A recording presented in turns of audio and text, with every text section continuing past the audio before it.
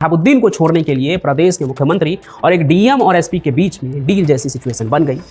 शहाबुद्दीन खुद उस दौरान अपने गुर्गों के साथ बाकायदा AK-47 लेकर इलाके में मार्च कर रहे थे। मुख्यमंत्री लालू यादव का कॉल आने लगा एसपी और डीएम को, तो उन्होंने कॉल रिसीव ही नहीं किया, तो शहाबुद्दीन ने गोली चला दिया। अब तो उसको बर्बाद करके ही दम लेंगे। पुलिस जब उनकी तरफ बढ़ते हैं तो स्वाभाविक रूप से अपराधियों को तो पुलिस को देख के डरना चाहिए ना, लेकिन शहाबुद्दीन था उसने उल्टे पुलिस वाले को ही खदेड़ना शुरू कर दिया। कहने लगा कि चलो 90 का दशक भारतीय अपराध की दुनिया में वो दशक था जब क्रिमिनल्स का बोलबाला अपने जोड़ों पर था। पुलिस मुंह ताकते रह जाती थी और शहर की सड़कें खून से लाल हो जाती थी। इसी दौर में बिहार में भी एक ऐसा डॉन उभर रहा था जो बेधड़क किसी को भी मौत के घाट उतार देता था, कभी गोलियों से भूनकर तो कभी तेजाब से नहलाकर। उसके आतंक के ऊपर एक वेब सीरीज भी बनी है जिसका नाम रंगबाज डर की राजनीति है। लेकिन सिवान के शहाबुद्दीन का आतंक उस वेब सीरीज भर इतना नहीं था। पहले भी बताया था मैंने और आज भी यही कह रहा हूं कि दुनिया भर के गुंडे को बढ़ा चढ़ा कर दिखाते होंगे फिल्मों में, लेकिन शहाबुद्दीन की असल जिंदगी बहुत भयानक थी। शहाबुद्दीन ने डीएसपी को थप्पड़ मार दिया, ये कहानी खूब सुनी होगी आपने, सीरीज में भी दिखाया गया है इसे। और इसी के बाद शहाबुद्दीन पर जो कार्रवाई होती है उसके बाद इस सीरीज का भी अंत हो जाता है। लेकिन उससे भी पहले ऐसा क्या हुआ था कि सिवान के सुल्तान ने जिला एसपी पर ही AK-47 तान दिया। न सिर्फ राइफल ताना बल्कि ओपन फायर करते हुए खदेड़ के जान बचाकर एक एसपी को भागने पर मजबूर कर दिया। विधायक रहते हुए एक IPS ऑफिसर के साथ इस तरह का कांड कर देना मेरे समझ से तो बाहर है कि किसी में इतनी हिम्मत भी हो सकती है क्या। और अगर पूरी कहानी सुनेंगे ना तो आपका दिमाग भी एकदम घूम जाएगा, क्योंकि इस पूरे कांड के बाद शहाबुद्दीन को कंट्रोल करने की कोशिश नहीं हुई बल्कि उसे प्रोटेक्ट करने का प्रोसेस शुरू हो गया। खुद प्रदेश के जो मुख्यमंत्री थे उस समय लालू प्रसाद यादव जी, वो डीएम से लेकर एसपी के साथ डील करने लगे और एक डील भी हुआ ताकि शहाबुद्दीन को कुछ ना हो। क्या है वो कहानी, आइए आज आपको एकदम शुरू से बताते हैं बिहार के बाहुबली शहाबुद्दीन के आतंक का एक और किस्सा। वैसे तो ये कहानी मेरे जन्म से भी पहले की है, पर आपको सुनाने के लिए ढूंढ ढूंढ कर कहीं से मैं ले ही आता हूँ कहानी, जो कहीं दबी रह जाती है, कहीं छुपी रह जाती है। तो ये बात जो है ना वो साल 1996 की है। देश भर में लोकसभा चुनाव की तैयारी चल रही थी। वहीं बिहार में 2 बार के विधायक और सिवान का सुल्तान अपने सांसद बनने के सफर पर निकल पड़ा था। और ये बात तो जग जाहिर है ना कि जिस सीट से या जिस एरिया से शहाबुद्दीन खड़ा हो जाए चुनाव लड़ने के लिए, उस एरिया में किसी दूसरे कैंडिडेट की बात तक नहीं होती थी। आलम यह था कि सिवान में जब 1996 में शहाबुद्दीन को सांसदी के लिए टिकट मिल गया लालू यादव से, तो फिर क्षेत्र के लोग खुली जुबान से ये भी नहीं कह सकते थे कि वो बीजेपी या फिर किसी और को वोट देंगे। वहां के लोगों के पास एक ही ऑप्शन था, या तो शहाबुद्दीन की जय कहिए, नहीं तो मुंह पर उंगली रखकर एकदम चुप रहिए। पर कहते हैं शहाबुद्दीन का ये नियम CPI माले वाले खुद पर हावी नहीं होने देते थे। इसी वजह से सिवान में शहाबुद्दीन से उनके संघर्ष की कई कहानी हैं जिसमें खून की नदियां बही थी। तो 2 मई 1996 को सिवान में चुनाव होना था, लोकसभा चुनाव। उससे पहले जमकर प्रचार हुआ। असल में लड़ाई शहाबुद्दीन और माले के बीच में था। इस चुनाव में बीजेपी यहां पर उस स्थिति में नहीं थी उस समय कि शहाबुद्दीन जैसे बाहुबली के आगे खड़े हो सके। और बीजेपी तो छोड़िए, सिवान में शहाबुद्दीन के आतंक का चुनाव आयोग से लेकर मुख्यमंत्री लालू प्रसाद यादव तक को पता था, लेकिन शहाबुद्दीन उनके लाडले थे लालू प्रसाद यादव के, कहा जाता है ऐसा, तो उन्हें कोई भी फर्क नहीं पड़ रहा था। खैर जैसा भी था, पूरे देश से अलग सिवान में लोकसभा चुनाव में एक अलग ही हवा जो है वो बह रही थी और उस समय के मुताबिक सब कुछ नॉर्मल चल रहा था। वोटिंग के दौरान बूथ कैप्चरिंग से लेकर बमबारी तक ये सब कुछ बिहार में होना नॉर्मल था। उस समय में चुनाव होता था बैलेट पर, लेकिन उसकी नियति बुलेट से तय होती थी। शहाबुद्दीन खुद उस दौरान अपने गुर्गों के साथ बाकायदा AK-47 लेकर इलाके में मार्च कर रहे थे। 2 बार के विधायक थे वो। अब बारी थी देश की राजधानी दिल्ली के अंदर संसद भवन तक वो पहुंचे, तो वो कोई कसर नहीं छोड़ना चाह रहे थे। जमकर क्षेत्र में हंगामा जारी था। 2 मई को वोटिंग के बाद काउंटिंग 8 मई को होना तय था। इसी बीच वक्त था जब चुनाव का परिणाम जो है वो अपने दम पर बाहुबली बदल ले। तो शहाबुद्दीन अपने हथियारबंद दस्ते के साथ घूम रहे थे और उस समय सिवान में एक एसपी थे, उनका नाम है SK सिंगल। अभी कुछ साल पहले वो बिहार के DGP भी बने थे। तो तो 1996 में जब वहाँ एसपी थे ना वो, और चुनाव भी चल रहा था, तो उनके ऊपर शांति व्यवस्था को लेकर काफ़ी जिम्मेदारियाँ थी। ये सब कप्तान के जिम्मे ही होता है, यानी एसपी। इसी बीच जब वो अपने सदर कार्यालय में बैठे थे सिवान में, तो एक खबर आती है उनके पास कि दरौली में कुछ बड़ा होने वाला है। ये सिवान के अंदर ही एक क्षेत्र था, तो हालात वहाँ पर जो है वो दंगे जैसे हो रहे हैं। वो जो एरिया था वो माले के प्रभाव का इलाका था, और जैसी खबर आ रही थी उसे सुनकर ऐसा लग रहा था कहीं मामला, कहीं कोई बड़ा दंगा ना हो जाए, नरसंहार ना हो जाए। इसलिए एसपी साहब ना तुरंत अपने दस्ते को लेकर कार्यालय छोड़ते हैं और दरौली पहुंच जाते हैं, जहां से टेंशन की खबर आ रही थी। वहां पर हालात पर काबू पाकर वो वापस सिवान लौटने लगते हैं। वहीं रास्ते में दोने बाजार पड़ता है एक, जहां कुछ सस्पिशियस देखते हैं, उनको नज़र आता है कि कुछ लोग हंगामा कर रहे हैं, और उनके पास जो है ना ऑटोमेटिक AK-47 राइफल भी है, और कुछ हंगामा भी चल ही रहा है। ये सब कुछ देखकर एसपी साहब की जो गाड़ी होती है वो रुकवा लेते हैं, और अपने कुछ जो उनके साथ गार्ड्स होते हैं, उनके कुछ बिहार पुलिस के जवान होते हैं, उनको कहते हैं कि जरा देख कर आओ कि माजरा क्या चल रहा है। गाड़ी से उतरकर जब वो देखते हैं तो पता चलता है कि बाजार में दबंगई करने वाला कोई और नहीं बल्कि खुद शहाबुद्दीन है, जो सिवान का सुल्तान कहते हैं सब उसे।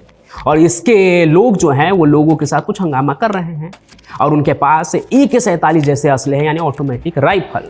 तो पुलिस जब उनकी तरफ बढ़ते हैं तो स्वाभाविक रूप से अपराधियों को तो पुलिस को देख के डरना चाहिए ना, लेकिन शहाबुद्दीन था वो, उसने उल्टे पुलिस वाले को ही खदेड़ना शुरू कर दिया। कहने लगा कि चलो भागो यहाँ से। मतलब शहाबुद्दीन पुलिस को देखकर डरता नहीं, उन्हीं को भगाने लगता है। जब ये सब कुछ एक एसपी के सामने होता है, एक IPS ऑफिसर के सामने होता है, तो वो चुप तो बैठते नहीं। तो ये सब कुछ देखकर खुद एसपी साहब गाड़ी से उतरे। उन्हें लगा कि IPS की वर्दी देखकर, शहर के एसपी को देखकर शहाबुद्दीन शांत हो जाएगा, उसके होश ठिकाने आ जाएंगे। शहाबुद्दीन तो कहते हैं कि एसपी साहब को देखकर और भी भड़क गया और उनके ऊपर ओपन फायर ही करवा देता है। सिंगल साहब को भी पता था कि शहाबुद्दीन किस मिजाज का आदमी है, किस तरह का आदमी है वो, इसलिए पहले तो उन्होंने अपनी और टीम की जान बचाई और वहां से सही सलामत बचकर सदर कार्यालय पहुंच गए। लेकिन अब तक एक IPS ऑफिसर का खून खौल चुका था। वो सीधे जाकर DM अमृतलाल मीणा से मिले, जो उस वक्त सिवान के DM हुआ करते थे। उन्होंने भी यह तय कर लिया कि एक IPS ऑफिसर, एक SP के ऊपर शहाबुद्दीन ने गोली चला दिया, अब तो उसको बर्बाद करके ही दम लेंगे, जेल के सलाखों के पीछे उसको पहुंचाएंगे, उसको सजा दिलवाएंगे और किसी के रोकने पर इस बार नहीं रुकेंगे। बाहुबली की गिरफ्तारी उसके ही धरती पर तय है, वो भी चुनाव से पहले। अब देखिए, सिवान में इतना बड़ा कांड हुआ तो अब तक ये खबर जो है वो बिहार के राजधानी पटना तक भी पहुंच चुकी थी। मुख्यमंत्री भी चिंतित हो गए कि शहाबुद्दीन ने ये क्या कर दिया, अब तो वहां का SP अपने पूरे फौज के साथ उसे दबोच लेगा।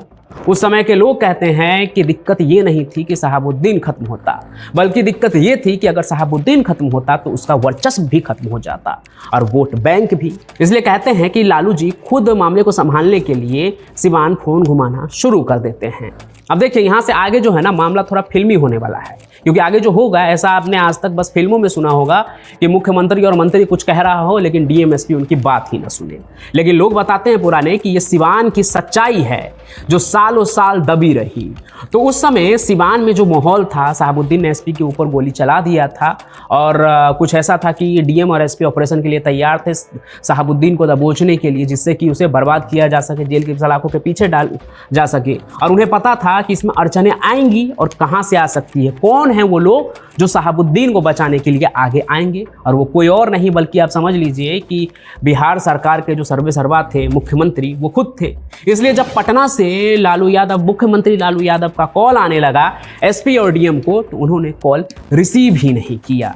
बिहार के एक वरिष्ठ पत्रकार है ज्ञानेश्वर जी, वो भी अपने चैनल पर बताते हैं इस इंसिडेंट के बारे में कि जब DM SP ने CM का ही कॉल इग्नोर करना शुरू कर दिया तो फिर परेशान होकर लालू जी ने अपने साले साधु यादव को फ़ोन मिलाया, जो सिवान से लगभग 31 किलोमीटर दूर गोपालगंज में वहाँ का इलेक्शन का जो भार है वो संभाल रहे थे। और ये साधु यादव जो है वो लोकसभा के सदस्य भी रह चुके हैं। तो वो अपने साले को फ़ोन मिलाते हैं और कहते हैं उनसे कि सिवान में शहाबुद्दीन ने गजब कर दिया है, अब SP और DM उसको बर्बाद करने पर तुला है, मेरा फ़ोन भी नहीं उठा रहे हैं SP और DM, तुम तुरंत वहाँ पहुँचो और उस मामले को जो देखो क्या है और उसको संभाल लो। तो साधु यादव प्रदेश के मुख्यमंत्री और अपने जीजा जी के कहे मुताबिक जल्द से जल्द सिवान पहुँच गए। वहाँ का माहौल एकदम गरमाया हुआ था। DM SP बात मानने को तैयार नहीं थे। कहते हैं उस वक्त वो एक ही चीज़ कह रहे थे कि वो SP पर गोली चलाएगा और हम उसको छोड़ दें, जो किया है उसका परिणाम तो उसको मिलवे करेगा। कहते हैं कि काफी समझाने बुझाने के बाद एसपी सिंघल और डीएम जो अमृतलाल मीना होते हैं वो शांत हुए और उन्होंने कहा कि ठीक है, हम छोड़ देंगे शहाबुद्दीन को, लेकिन हमारी 3 शर्त है। यानी शहाबुद्दीन को छोड़ने के लिए प्रदेश के मुख्यमंत्री और एक डीएम और एसपी के बीच में डील जैसी सिचुएशन बन गई, जिसमें पहली शर्त ये थी कि 8 मई को जो काउंटिंग होने वाला है वहां शहाबुद्दीन नहीं आएगा, अगर आया तो वहीं दबोच के गिरफ्तार कर लेंगे। दूसरी शर्त कि अगर शहाबुद्दीन जीतता है तो वो जीत का सर्टिफिकेट लेने भी डीएम के पास नहीं आएगा, उसके जगह कोई और आए तो चलेगा, अगर वो आया तो सर्टिफिकेट तो दे देंगे लेकिन साथ में वहीं पर पटक के गिरफ्तार कर लेंगे और जेल भेज देंगे। तीसरा और आखिरी शर्त ये था कि वो जीते या हारे अगले 6 महीने तक सिवान की धरती पर गलती से भी नहीं दिखे, नहीं तो दबोच लिए जाएंगे। कुछ इस तरह से एसपी और डीएम की तरफ से ये 3 डिमांड रखे गए, जिसमें तीसरा डिमांड बाहुबली के अहम को चोट जैसा था, क्योंकि उसे उसी के धरती से 6 महीने के लिए दूर कर दो। लेकिन मजबूरी थी, एसपी के ऊपर गोली चलाई थी उन्होंने 147 से, इसलिए एसपी डीएम की जीत हुई और बिल्कुल ऐसा ही हुआ। काउंटिंग के दिन भी शहाबुद्दीन नहीं दिखे और ना ही अपने पहले लोकसभा चुनाव को जीतने के बाद सर्टिफिकेट लेने के लिए पहुंचे। उनकी जगह पर सिवान के दूसरे नेता गए जो लालू जी के पार्टी से ही थे। वहीं तीसरे शर्त का भी पालन हुआ। सिवान के सुल्तान अपने अपराध के सल्तनत से दूर कहीं बैठा था, हिम्मत नहीं थी कि वो अपने शहर में घुसे। लेकिन दूसरी तरफ शहाबुद्दीन अब सिर्फ विधायक नहीं था, विधायक के बाद अब वो सांसद भी बन चुका था। भला कितने दिन एक एसपी और डीएम के एक तरह से कहें तो उसके रसूख को सहता। कहते हैं फिर जब वो सांसद हो गया तो महीने भर बाद ही अपना पॉलिटिकल इन्फ्लुएंस दिखाते हुए कहते हैं लालू यादव पर वो दबाव बनाते हैं कि जल्द कुछ ना कुछ किया जाए, उनको सिवान लौटना है। फिर आगे चलकर क्या होता है, ठीक इसके अगले महीने ही एसपी सिंघल और डीएम अमृतलाल मीना दोनों का ही सिवान से कहीं और ट्रांसफर करवा दिया जाता है और सिवान में ऐसे अफसरों की तैनाती की जाती है जो शहाबुद्दीन को सिवान का गुंडा नहीं बल्कि बाकियों की तरह साहब ही समझे, और ऐसा ही हुआ भी।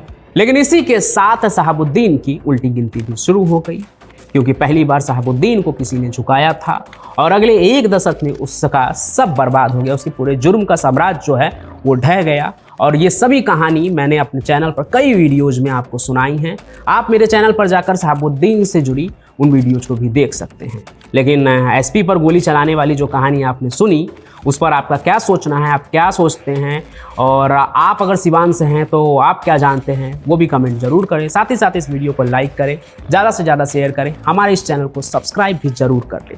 मैं पंचम प्रकाश आपसे मिलता रहूँगा किसी और सफ़र में किसी और बाहुबली डॉन की कहानी के साथ। तब तक के लिए आपका बहुत बहुत धन्यवाद।